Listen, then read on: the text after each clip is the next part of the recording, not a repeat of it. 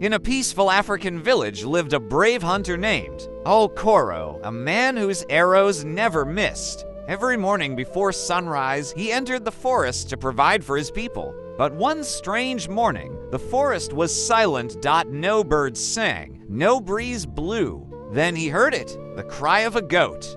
Faint and fearful, Okoro followed the sound, careful and quiet, until he saw the horror before him. A giant python, dark and shiny like blackstone, coiled tightly around a helpless goat beneath a tall baobab tree.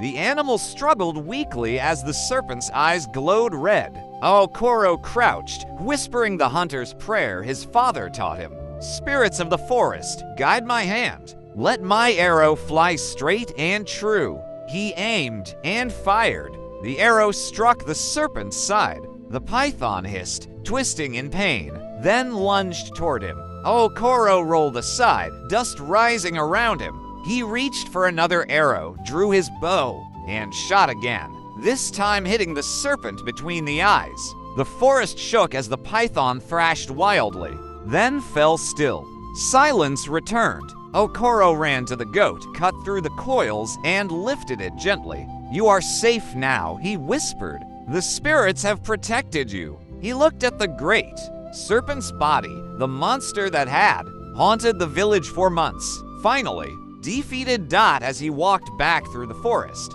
with the goat in his arms. Sunlight broke through the trees, birds sang again, and the forest came alive when Okoro reached the village.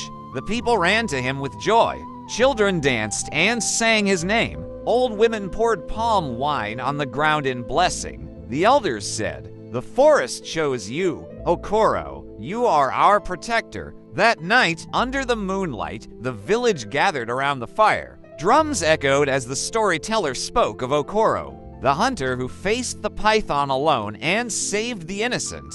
From that day, Okoro became a legend. His name carried strength, courage, and honor.